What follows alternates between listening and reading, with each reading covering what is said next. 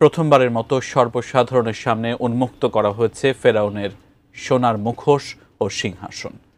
প্রাচীন মিশরের হাজার বছরের ইতিহাসের এই অনন্য নিদর্শন দেখতে আগ্রহের শেষ নেই বিশ্বের প্রত্নপ্রেমীদের মাঝে। কিন্তু কোথায় উন্মোচিত হয়েছে এই ঐতিহাসিক নিদর্শন, বিস্তারিত জানাচ্ছেন জান্নাতুন নাহার জেরি। বিশ্বের প্রাচীন 7টি আশ্চর্যের একটি মিশরের গিজার খুফুর পিরামিড। এর পাশেই আনুষ্ঠানিকভাবে খুলে দেওয়া হয়েছে গ্র্যান্ড ইজিপশিয়ান মিউজিয়াম GEM। আধুনিক যুগের এক সাংস্কৃতিক বিষয় হিসেবে বর্ণিত এই জাদুঘরটি বিশ্বের সবচেয়ে বড় প্রত্নতাত্ত্বিক জাদুঘর হিসেবে আনুষ্ঠানিকভাবে উদ্বোধন করা হয়েছে।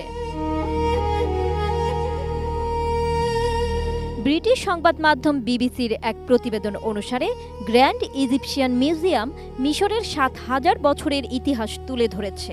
ফেরাউনের যুগ থেকে শুরু করে গ্রিক ও রোমান সভ্যতার প্রায় 1 লাখ প্রত্নবস্তু এই জাদুঘরে প্রদর্শিত হয়েছে। এই জাদুঘরের এখন সবচেয়ে বড় আকর্ষণ কিশোর ফেরাউন তুতেনখামেনের সম্পূর্ণ সমাধি ও তার সব নিদর্শন এবারই প্রথমবার একসঙ্গে জনসম্মুখে উন্মোচিত হয়েছে, যা 1922 সালে ব্রিটিশ প্রত্নতত্ত্ববিদ হাওয়ার্ড কার্টার আবিষ্কারের পর আর প্রদর্শিত হয়নি। এখানে রয়েছে তার সোনার মুখোশ, সিংহাসন, রথ সহ অসংখ্য অমূল্য প্রত্নবস্তু। RICL TMX, যুগের পর যুগ স্থাপনা থাকে মজবুত।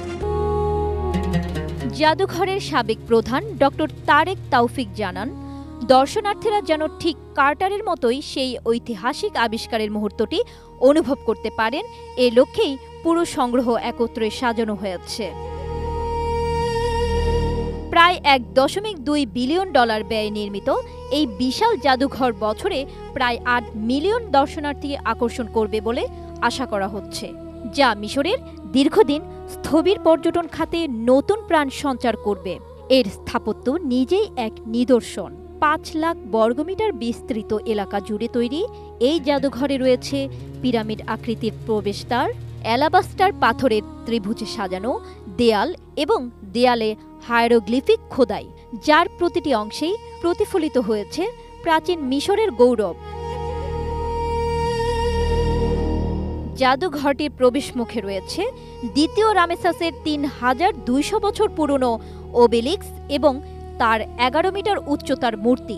একটি বিশাল সিঁড়ির দুপাশে সারিবদ্ধভাবে স্থাপন করা হয়েছে রাজা রানীদের মূর্তি এবং গিজার পিরামিড দেখা যায় এমন কাচের জানালা এই জাদুঘরটিকে আরও মনোমুগ্ধকর করেছে।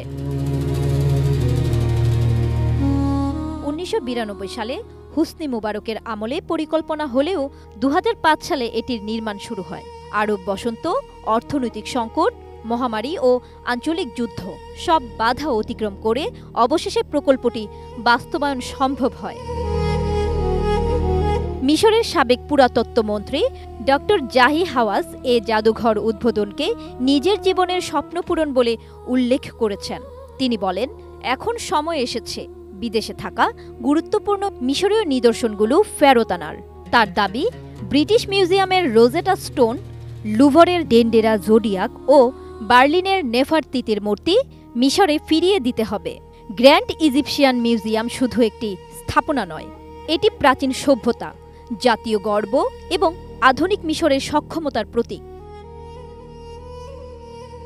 জান্নাতুন Nahar Jerry, desk report, ATN news.